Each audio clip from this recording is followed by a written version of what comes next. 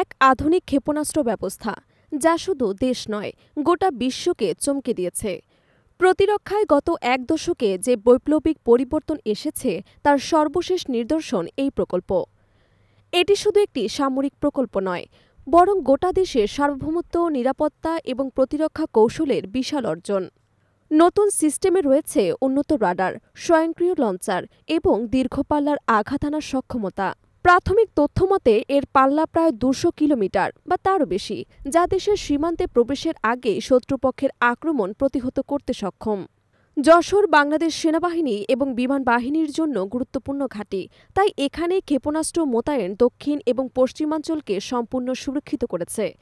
একই সঙ্গে ভারতের পশ্চিমবঙ্গ এবং বঙ্গোপসাগর অঞ্চলে নজরদারি ক্ষেত্রেও এর কৌশলগত গুরুত্ব অপরিসীম। আধুনিক ক্ষেপণাস্ত্র ব্যবস্থা মূলত ৩টি অংশে বিভক্ত: রাডার, কমান্ড কন্ট্রোল সেন্টার এবং লঞ্চার। উন্নত রাডার বহুদূর থেকে শত্রু বিমান বা ক্ষেপণাস্ত্র শনাক্ত করতে সক্ষম। কমান্ড সেন্টার দ্রুত নির্দেশনা দেয় এবং লঞ্চার কয়েক সেকেন্ডের মধ্যেই ক্ষেপণাস্ত্র উৎক্ষেপণ করে। প্রতিরক্ষা বিশ্লেষকরা বলছেন এটি একটি মাধ্যম পাল্লার সারফেস টু এয়ার সিস্টেম, যা যুদ্ধবিমান, ড্রোন এবং ক্রুজ মিসাইল ভূপতিত করতে সক্ষম। কার্যকারিতা এবং নির্ভুলতার দিক থেকে এটি উন্নত দেশগুলোর সিস্টেমের কাছাকাছি, যা বাংলাদেশের আকাশ প্রতিরক্ষায় নতুন দিগন্ত উন্মোচন করেছে। আগে যেখানে প্রতিরক্ষা সীমিত ছিল, এখন একাধিক ঘাঁটিতে মোতায়েন হলে দেশের আকাশসীমা প্রায় অদম্য হয়ে উঠবে। আন্তর্জাতিক অঙ্গনেও এই উন্মোচন বিশেষ আলোচনার জন্ম দিয়েছে।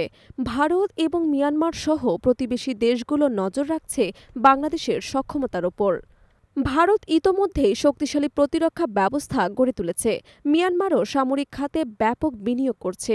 ফলে বাংলাদেশের আধুনিক ক্ষেপণাস্ত্র ব্যবস্থা আঞ্চলিক ভারসাম্য রক্ষাকারী শক্তি হিসেবে কাজ করবে। এদিকে সরকার স্পষ্ট জানিয়ে দিয়েছেন, এটি কোনো আক্রমণ নয়, বরং দেশের সার্বভৌমত্ব রক্ষার জন্য। বিশেষজ্ঞরা মনে করছেন এই অগ্রগতি বাংলাদেশকে দক্ষিণ এশিয়ার এক উদীয়মান শক্তি হিসেবে প্রতিষ্ঠিত করবে এবং অর্থনৈতিক উন্নতির পাশাপাশি কূটনৈতিক অবস্থানও সুদৃঢ় করবে।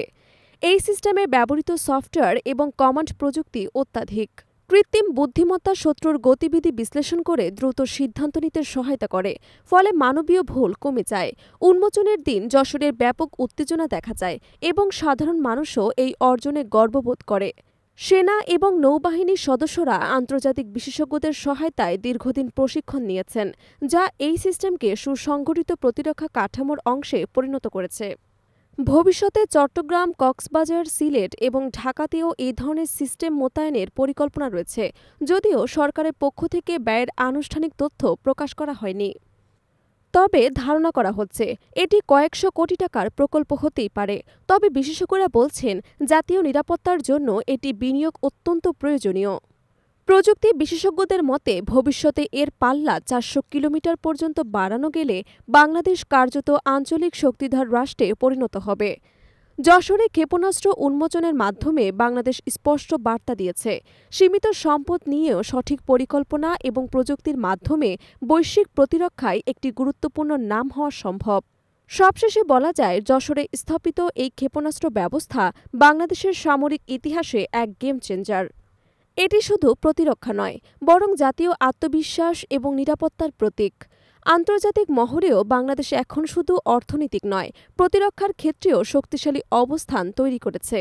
এটি প্রমাণ করেছে বাংলাদেশ আর পিছিয়ে নেই, বরং দক্ষিণ এশিয়ার নিরাপত্তা অঙ্গনে একটি গুরুত্বপূর্ণ শক্তি হিসেবে উঠে এসেছে।